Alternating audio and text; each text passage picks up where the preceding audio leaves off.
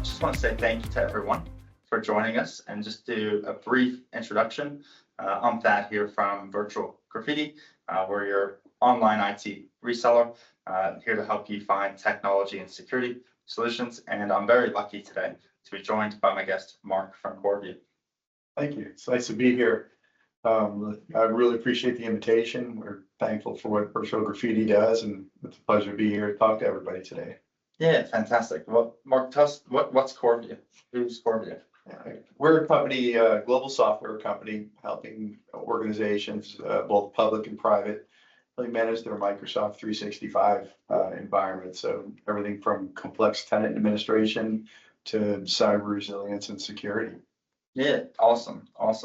And what, I guess, attracted you to join CoreView versus every other one of the company out there? Well, I used to be a cyber investigator, so I worked for a firm where we did investigations of ransomware and paying millions of dollars a year to threat actors all over the world for breaches.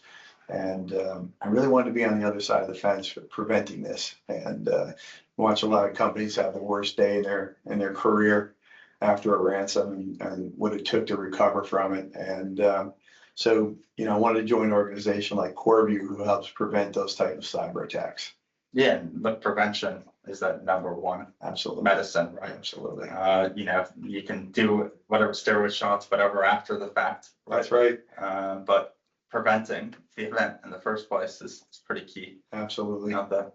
And okay, and just what's your background? So you were on this side of the fence where you're investigating ransomware. What led you along that journey? Well, I've been in cyber for a lot of years. So I worked for a number of different companies, Dell, CA, EMC, you name it. And, always working kind of on the security side of the fence and, doing different security solutions. But, the one organization, it was a company called Crypsis. We sold the organization to Palo Alto. And the focus was cyber investigations and really preventing and responding to security breaches. And it changed the way I looked at everything. I mean, just looking at the complexities of the threats out there, it really kind of drove my path forward. And I just wanted to join organizations that were out to help. Yeah, fantastic. I'm assuming that became Unit 42. Yes, part of Unit 42. Yes, exactly. And most of the leadership there, had some roots in that organization. Okay. That Unit 42, I love the work that they do. And I absolutely look at the releases all the time. It's a fantastic product suite. I know we're talking CoreView today, everyone, but do have to give a shout out to Palo Alto, one of our other. Yeah, right. Lots of friends there and great organization. Yeah. And okay, so we're talking governance, Microsoft. Look, what's the problem most IT admins have today? Microsoft's a complex thing. I mean, you have a number of different products that are intertwined into the M365 suite, and there are 18 different user interfaces for admins to manage through, and it is a very complex beast, and it's impossible for a group of humans to see everything that's going on within a tenant. So you could make mistakes of your own. Microsoft can introduce things that could be dangerous based on how your organization runs. You've got threat actors or a number of different things that can go on that you may or may not see coming. And most of the breaches I was a part of, most of them would tell you they thought they were secure. And they probably just looked at their secure score from Microsoft. Could be, yeah. And even companies that are advanced. I mean, when you get a nation state threat actor, you're getting it. Yeah. And, they can overcome some of the most sophisticated security systems and setups and still find their way in. So, it's a matter of, if they're focused on it, they'll find a way. Absolutely. And that's probably one of the biggest things. How do you defend? Against the nation state? Yeah, exactly. Well, and sometimes it's the best laid plans. You may set yourself up, but I think also it's how do you respond once they're there? So if they do get in, what are you doing to eliminate them, eradicate them, and then recover quickly? So, that's becoming the name of the game. I mean, most people would tell you that, I think there's a stat out from Microsoft that, most of those organizations have been breached in some way, shape, or form through a phishing attack. It happens every day. And so, it's really how do you adapt and withstand it once they're in there, and how do you know what they're doing? That lateral movement piece, I think a lot of organizations really struggle with. Especially if one of their global admins was breached, and that causes issues for them. But I find even Microsoft documentation sometimes just isn't. Oh yeah, it's clear. There's no handbook for this. I mean, and a lot of them are, the initial attack is a diversion. So, they make a lot of noise and bang on the drums, and you see them and you think they're out, and they do things that are very kind of subtle, like deploy Entra apps that are highly privileged, and they let them sit until the dust settles, and then they proliferate and move laterally and attack the tenant. So there's a lot of different techniques that they use that are pretty sophisticated, and it isn't always about the initial attack. Yeah, that was one thing, full disclosure for everyone, we actually implemented CoreView here at Virtual Graffiti. Is I went through and reviewed our applications before we implemented it, and I was like, oh, okay, we'll be okay. Got in, and our security score rating wasn't the greatest, right? Like, okay, well, that's eye-opening for me. I think one thing with y'all's product is it let us measure some of the security things we have implemented against controls. So tell me, I guess you guys have mapped Microsoft back to different frameworks. What does that look like? And they're global standards, the CIS benchmark, which was originally developed by the SANS Institute, and now is part of CIS. But it's just a framework of best practices that that you can map to, that say this is the ideal way to secure your environment. Here in Australia, Essential 8 is another great standard. We've got a number of different standards across the globe that we adhere to, but we try to help localities and organizations across the globe adhere to their regional standard or global standard if possible. And how important is automating? I guess it's critical. I mean, if you think about anything, there's a perfect state to everything. We have guests over for dinner and the house looks perfect, and then it starts to deteriorate. It's the same in an environment. Is you get busy, you do things, or you make mistakes and you don't realize them, or you don't go back to close the door after it's been opened, and it creates challenges. And so this idea of visibility and automation in correcting those things is important. So one of the things CoreView can do is set up that automation, detect an issue or a state that's less than optimal, and then revert back to the automated state, to the optimal state. I like to think of it as like a robot vacuum. Yeah. You've got your vacuum that comes through once a day. Exactly. The shoe got left out. Push it back. Gets pushed it back. To where it came from, but then everything is right. That's right. After that, it's right. Yeah, and it's just it corrects bad habits. We're humans; we forget things. We work through checklists if possible, but the reality of it is the automation is consistent. And that security score changing on the fly as well. Absolutely. Extremely helpful. So with CoreView, you guys have had some incredible growth here. I think 4 times growth over four years. Yeah. It didn't happen overnight. What investments did CoreView make? I know you've recently joined. What other investments are you guys going to make? It starts with the platform. I mean, we've got a great team of engineers and product people that really know and understand Microsoft in depth. I would argue we have some of the world's best Microsoft people, and they work closely with Microsoft. And it starts with understanding the complexity of the challenge and building software to support it. We have a great private equity firm, Insight Partners, who backs us. So, we're well funded and can do the things that we need to do to grow the company. We have phenomenal partners like yourself across the globe who help us with, we're not a brand name, so they help with awareness. And, we certainly appreciate Microsoft with everything that they do, but there's a lot that goes into it. We have great people.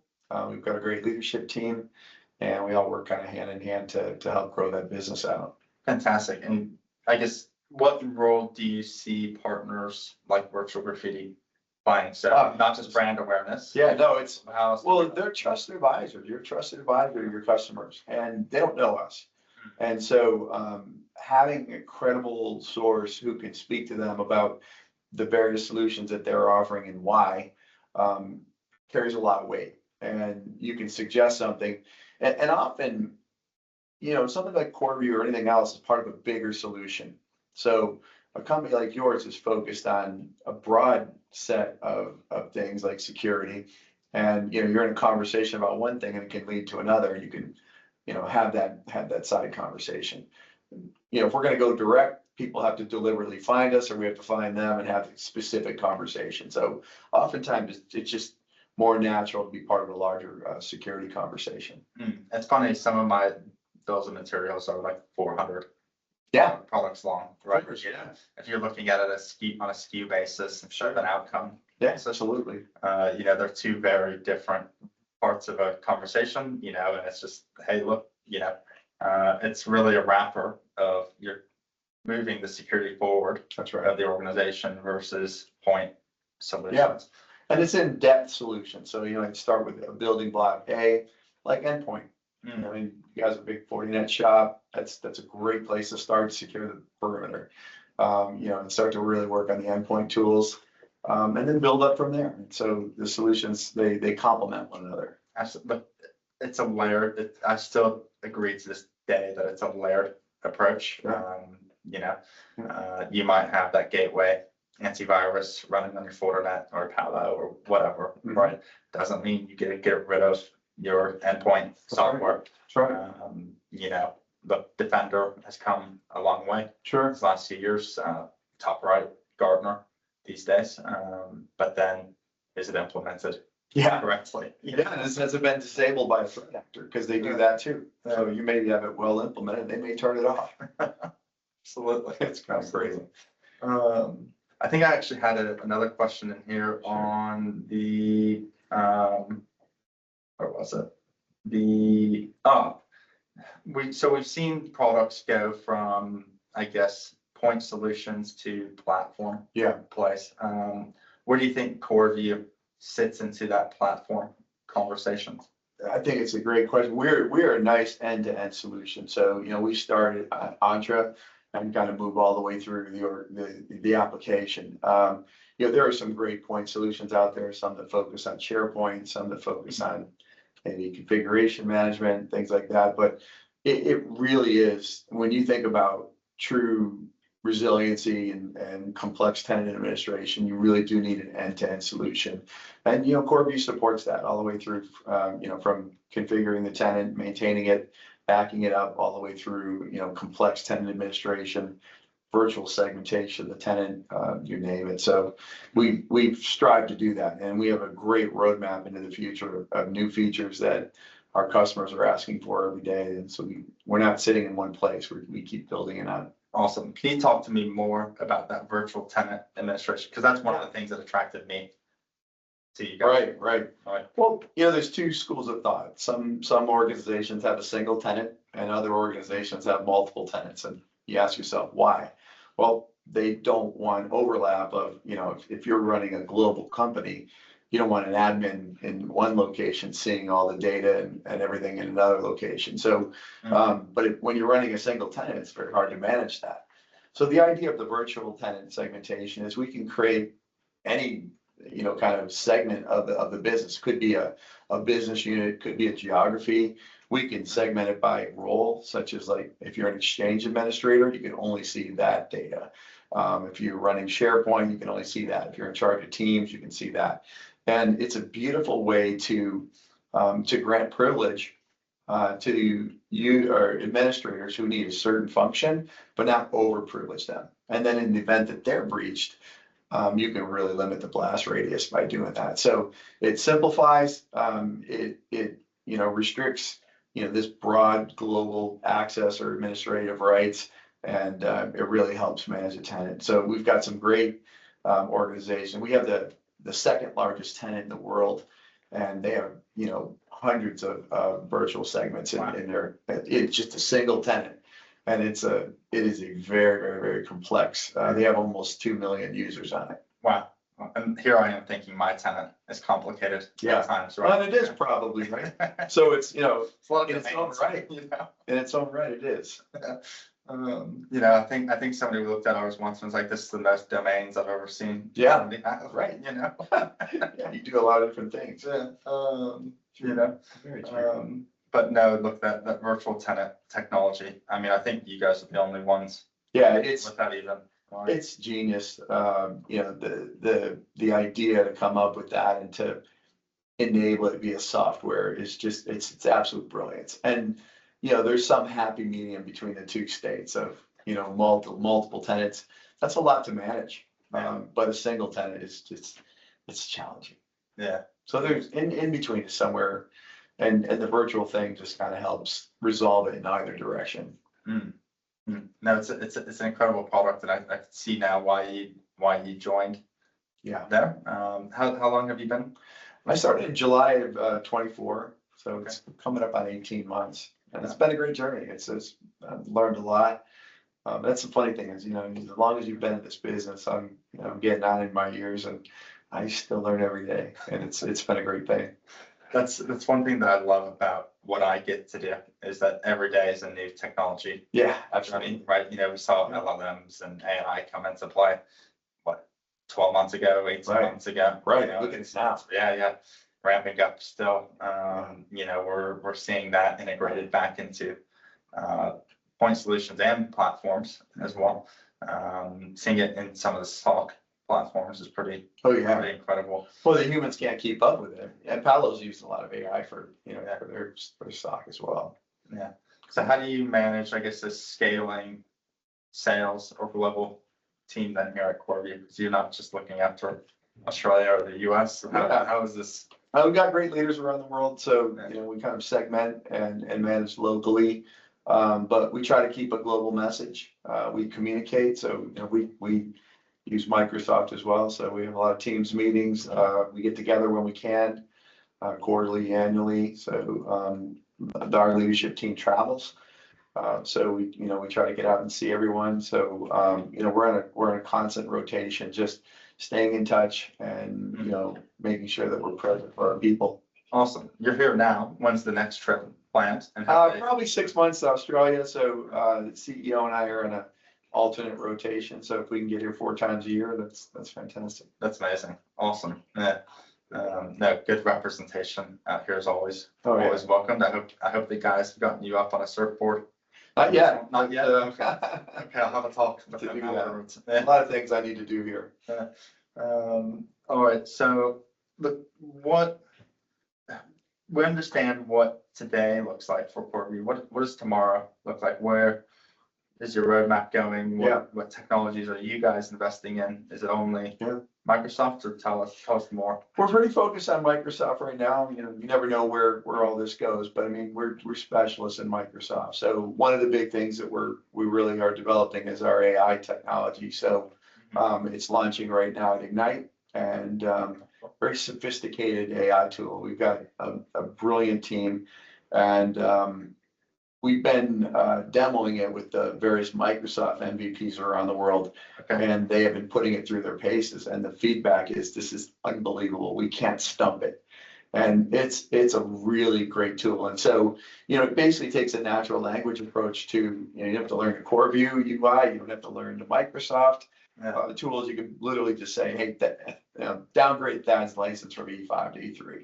Wow. Or show me a list of everyone who doesn't have MFA enabled right now, and it just takes care of it. Or offboard this employee. And really, and so you can do those things in the tool, but that just like a lot of the larger organizations, that sophisticated threat hunting, vulnerability hunting, you know, and on the other side, the threat actors are able to scan a tenant in under 5 minutes.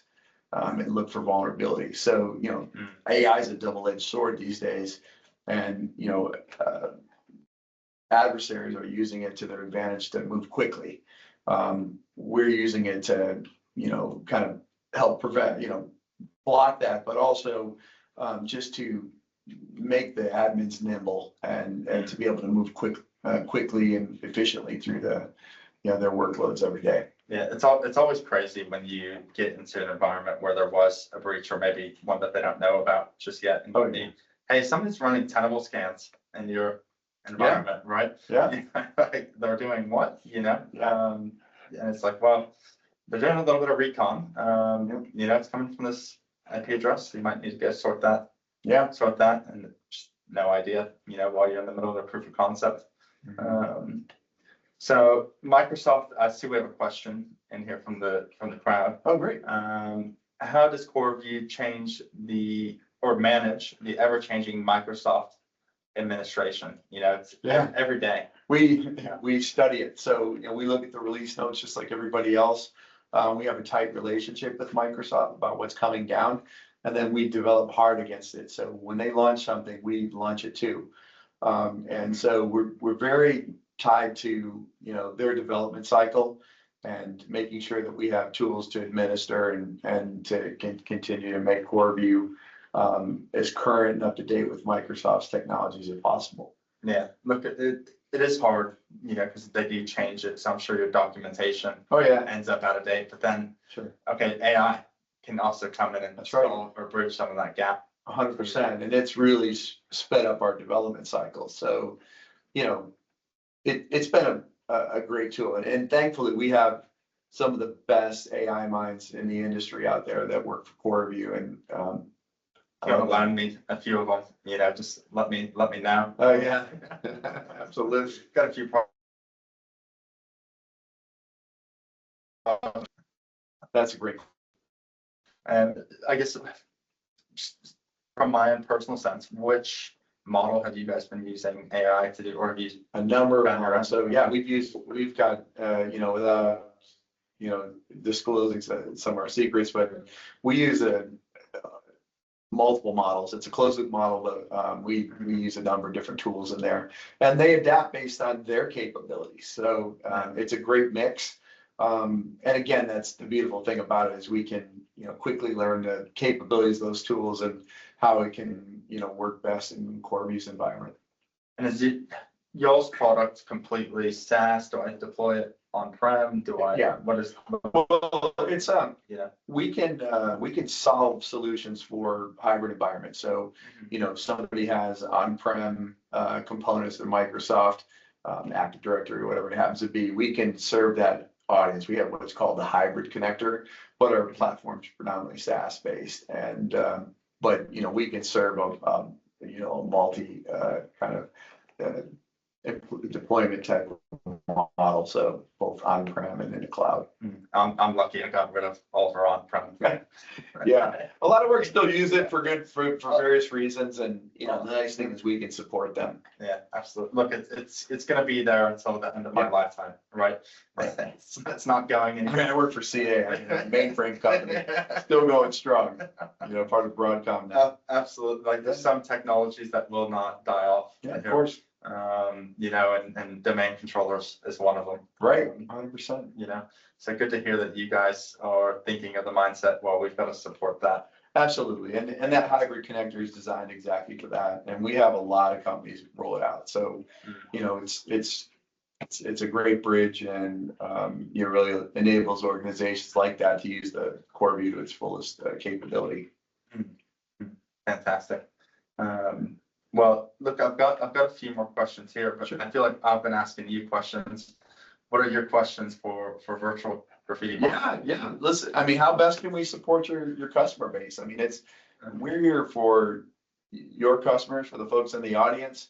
I mean, we're here to support your rollout and ongoing day-to-day upkeep of Microsoft M365. I think the biggest way, like, supporting our customer base would be through workshops, really, because it's not always you know, hey, here's this solution that's going to fix all your problems. It's, hey, let's identify where the problems are. Yeah, it's a great point. You know, I think that sometimes we, as humans, just get excited when people are, well, hey, this person wants a quote from me for this tool. Right. Well, you know, we've rolled out a number of free tools. So our latest is a scanner that can go, you can download from our website, click the link and deploy it, and it gives an executive summary of all the vulnerabilities in your tenant. And it's free. That's cool. And you can just get it right on our website, and it's a highly recommended way to start. Don't take our word for it. There's vulnerability in every environment, at least, you know, a handful. And, you know, to know the extent of what you have before you go down that road, it's important to know. So we want to arm prospects, we want to arm organizations just to do a health check, figure out where you stand, and I think you'll be surprised, you know, like you said, in the cyber investigation world, I think, you know, if you talk to 90% of those companies that got breached, they thought they were okay. And, you know, it's just very hard to defend against what you don't see, or, you know, that's changing every day. Yeah, one of the things that I try to hammer home with our internal tech team is if you're not improving it daily, you're moving backwards. Absolutely. And there's somebody that out there outpacing you. You know. Yeah. We got another question from the audience. Okay. Here. Where is CoreView's data stored? Is it in a bucket? Is it in Australia? Yeah. Well, the good news is you know, the customer data remains with the customer. So your tenant is your tenant, and it stays put. CoreView is hosted out of the Azure data centers around the world, so we're regional deployed in those data centers, and we collect metadata on the actual tenant itself. So that's stored at Azure. Okay, fantastic. And then you'd have a local entity or a local instance here. Yeah. Oh yeah, in Sydney. Awesome. Okay, cool. That's a big thing. Oh yeah, it's important. You know, data sovereignty and data protection is very important to us. So, you know, because of the level of access that we have, it is very important for everyone to know their data is protected. Mm-hmm. And so we take great strides to make sure that that happens, and we're held to a very high standard. I mean, we manage companies all over the globe. I'm working with one right now that, you know, they're deployed in over 130 countries, and they've asked us to sign every DPA there is out there. You know, it's like, you know, you need to comply with this standard, this standard, this standard, you name it. And, you know, we can do that. We protect the data very closely. Mm-hmm.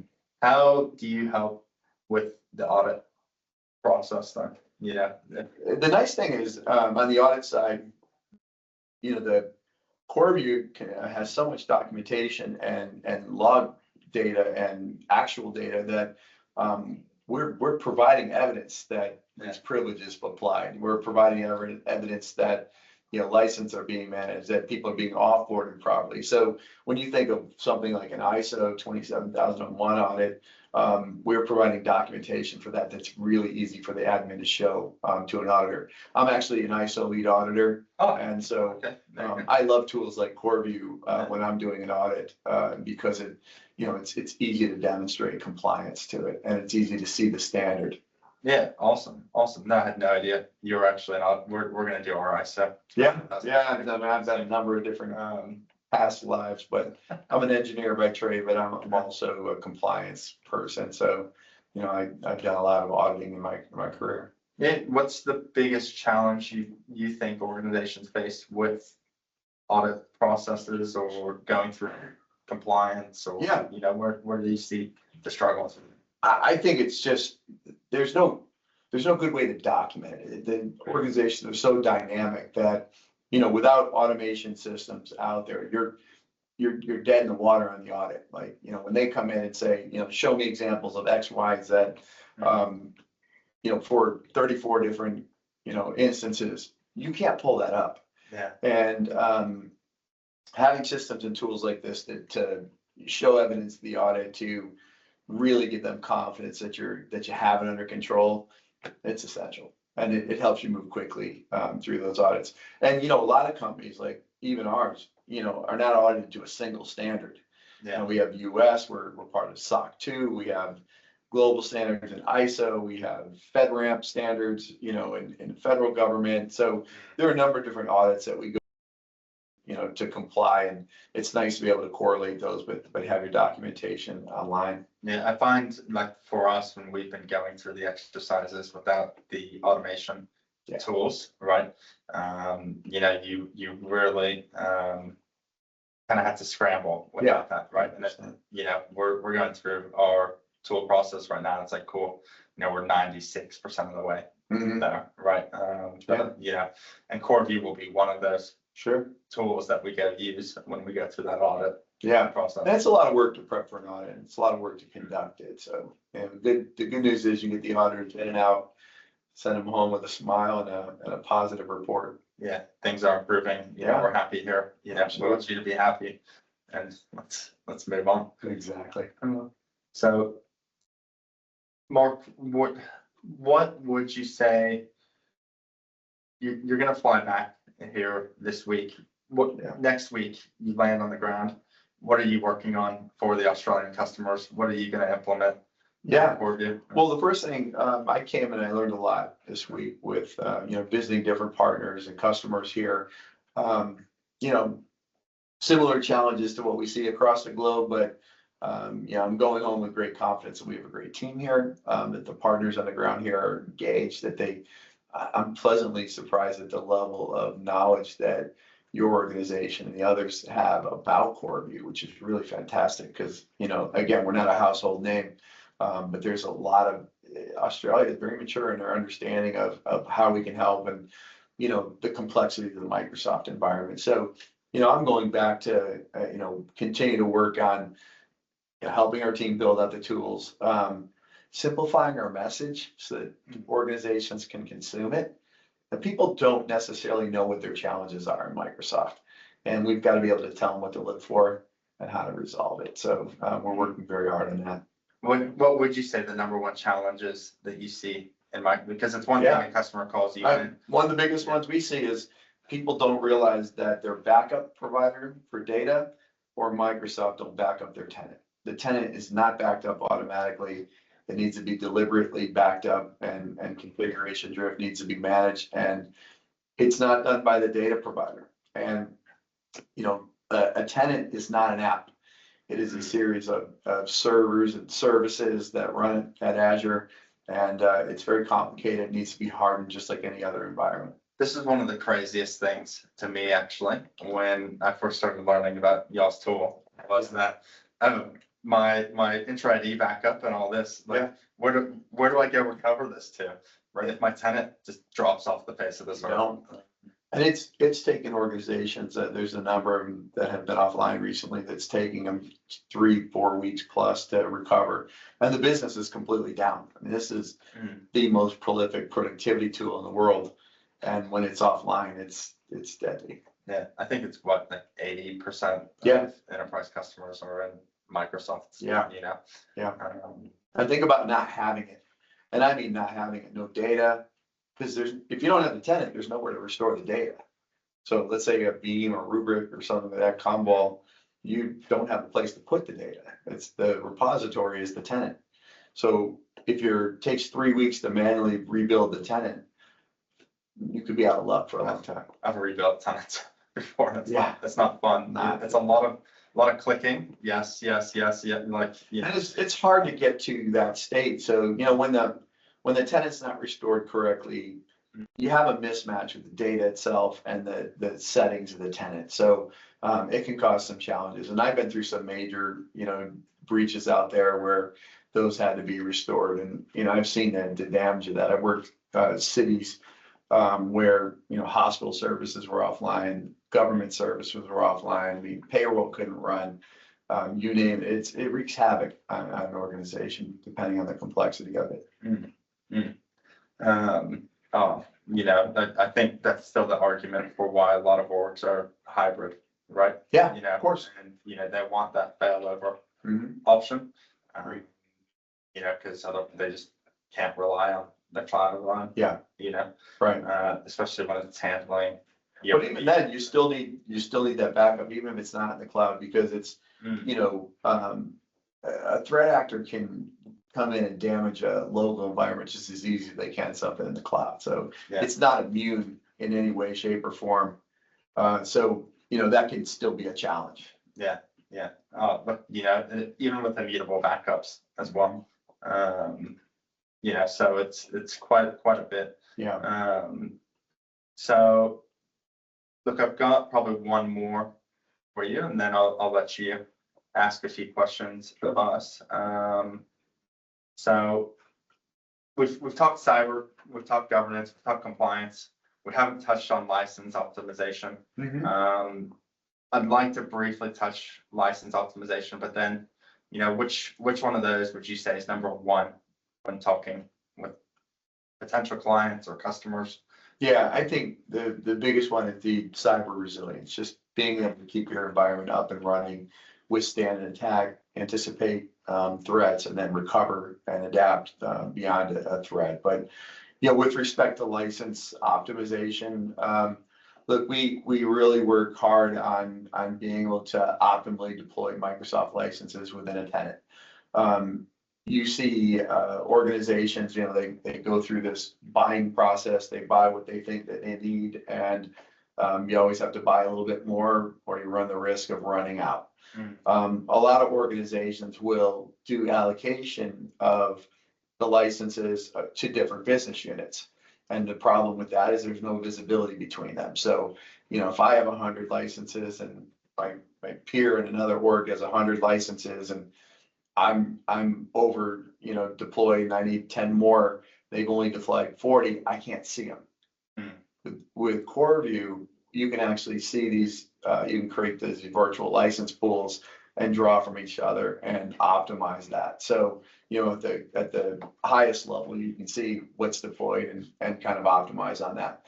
And then buy the right licenses. So, a lot of people are overprivileged.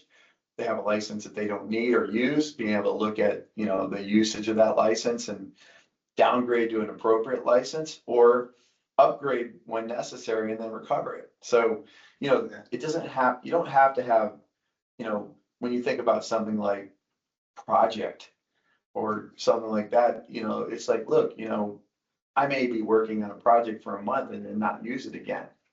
Cover the license and allow someone else to consume it. It's just, it doesn't go away. And organizations don't think like that. They deploy the license and I have it until until I'm not employed there anymore. And it's a big deal because it's very costly. And, from the Microsoft side, I mean, they would tell you on one hand, like, that's not exactly great for us, but it is because, Microsoft's very dynamic and wasting money on licenses when there are new features that people are avoiding because they can't afford it, that money can be diverted. And you can roll out a nice mix of what customers actually need. One of our more successful smaller customers was on O365 E3 licenses, and we were able to go in. I know that we should switch you over to Business Premium. That's right. Because you only have access to these 5 apps right now. But if you switch to Business Premium for the same, I think it cost them exactly the same, and they had access to the whole ecosystem. Right. And they had, Defender for Endpoint, and they had all these other parts. So that authorization piece, is pretty crucial, right? For sure. I don't think it's Microsoft's position to come in, and they simply can't, right? Yeah, they don't have that scale for that. And, they're doing their best to, present a package that works for an organization, but it's up to the organization to, The research. But they can't, they need automation to monitor what's actually happening. You can't look in as an admin, go, yeah, the licenses are great, they're deployed well. Yeah. No, they're not. And, a lot of people will, get some benefit out of CoreView by providing some insight into that. Absolutely, right. Hey, has this person actually used the Copilot license, or no, should I rip it out and give it to somebody in accounting or someone somewhere else in the organization? Yeah, absolutely. Cool. Chris, I think we leave the floor for any questions that have come in here. I know we're kind of, how are we doing question wise? We've answered the questions as they've come in. I'll see if there's any more that are coming in the last 10 minutes. Awesome. Why don't we give Maybe them forward? If, Yeah, that'd be great. Or Mark, if you have a question for me. All right, so let's take some questions. I'm sure there's some out there. Cool. Let's give a minute for some questions and I'll have you read them out. Of course. Just checking the chat now. There's also the Q&A side of it too. Yeah, You will end up in bad places. yeah, it's true. There's a couple of places. Give me for a second.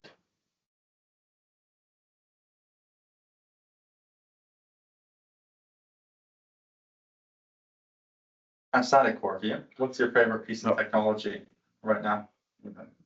Well, I mean, it's gotta be the vast network of AI tools. I'm fascinated by what's coming out, all the different versions and variations of it, and just trying to keep up and learn. It has been an incredible journey to just start. I mean, 12 months ago,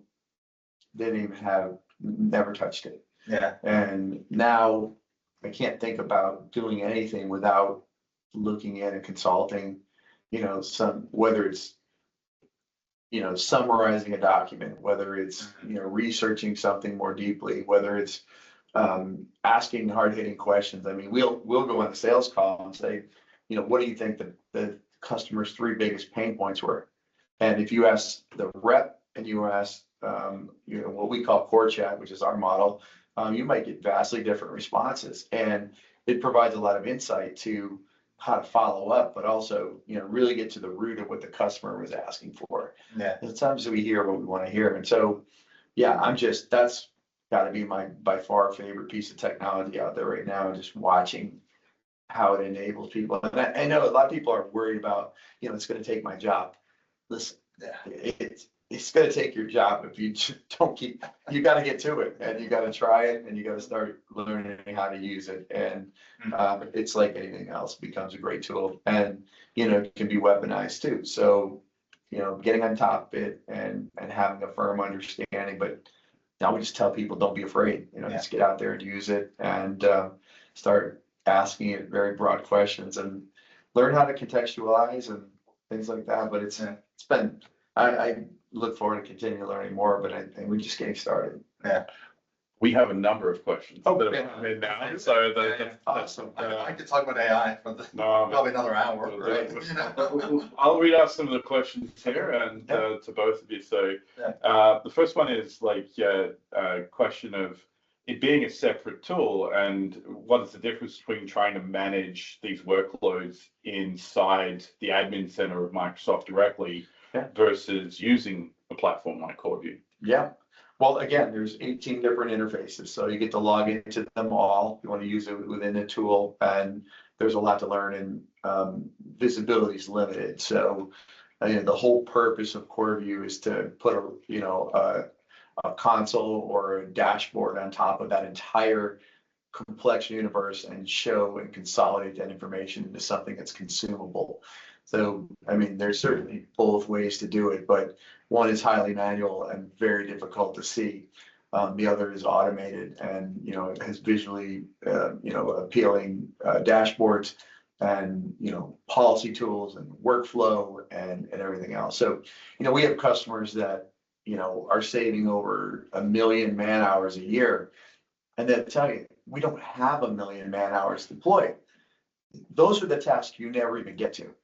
So literally, you think about what an admin can do in an 8-hour workday, and literally they probably need 30 hours a day to get to all the tasks that they should be working on. 18 to 1, that should be the only marketing message. It really is. And so, it's just, and it isn't Microsoft's fault. It just, that's the way it's been deployed. Well, it's acquisition, and then it's bolt this in, and then we have Teams calling, and then we have everything else. And look, it makes sense the way that they have built it into this ecosystem we all have to use to work each day. But look, it's unmanageable from it is large scale perspective. Even for a small organization, I'm a CTO and trying to get on top of everything. I've got a number of different projects. I got to upgrade my firewalls. I need to, go out and buy storage, I can't be worried about onboarding and offboarding and distribution lists and things like this. If you can automate those things, a tool like CoreView, that's where it's at. Absolutely. Well, and maybe even combined with some of the other tools from Microsoft already. Right. User completes the onboarding form, goes through, this is my dream, goes through CoreView, forced to create the user, assigns the right privileges, and then boom, right away they go. Yeah, we've automated, a lot of companies have 50-step onboarding process. Just one click. Or even better, use the AI tool, onboard mark. Yeah. Great. That's fantastic. So yeah, it's hard to do that without automation. Yeah. Good questions, Chris? What was the next one? Next question, we have, can CoreView manage the process of becoming ISO compliant? We can support it. So you remember, ISO, has a number of different standards and, different portions of the standard that are, that you need to adhere to. So, there's a few that jump right out at me out of the gate. One, business continuity. So disaster recovery, that is a core component of the ISO standard that you need to comply with. Our configuration manager tool can help, satisfy that requirement. The next one is management of least privilege, and that is a gargantuan task. We have privileged access management tools, we have a number of other tools, but actually being able to prove that you've managed the least privilege and that you're keeping up with onboarding and offboarding and those types of things is a key component of an ISO audit. Other is risk management. So how do you quantify risk? And the risk is obviously very real. So being able to look at it and look at various threats and to be able to tell the board or the CEO that you have a understanding and a vigilance around the risk in the organization, you can do that type of thing. There's data preservation, there's data labeling, there's confidentiality. So, we can't do your audit, but we can certainly support that audit in a lot of ways. And remember, this is the main productivity tool. So Files, SharePoint, Exchange, Teams, those are the core things that go into that compliance, and they're all stored within the tool, and we can, provide visibility around what's happening there. I find too with ISO, a lot of things are more like policy driven as well. That's right. Are you doing background checks on your employees Yep. before, Vendor management. Vendor management's a key thing, is your supply chain risk, going to be a problem, these are all things that you need to develop policies around, and, while you guys are not that tool, you do help with the actual audit of things. But hey, look at Virtual Graffiti, we're happy to recommend tools that do help with the policy. That's right. Side of Yeah, we can help, manage compliance to it. Absolutely. Mm-hmm. What do we have? A couple more questions, last few questions. One is, I think about the recording. We can pass that on at the end. I think there'll be a bit of a follow-up, so I'll just sort of mention that one. Last question about here. What happens to a virtual tenant if the CoreView subscription lapses? Yeah, That's a great one. Your main tenant. So if you do, CoreView is a tool. If you decide to not use it any longer, you lose the functionality that's with it. Your data stays. Nothing happens to your tenant itself. It continues to live in the same state that it is. You just lose those automation capabilities, and one of them is the virtual tenant segmentation.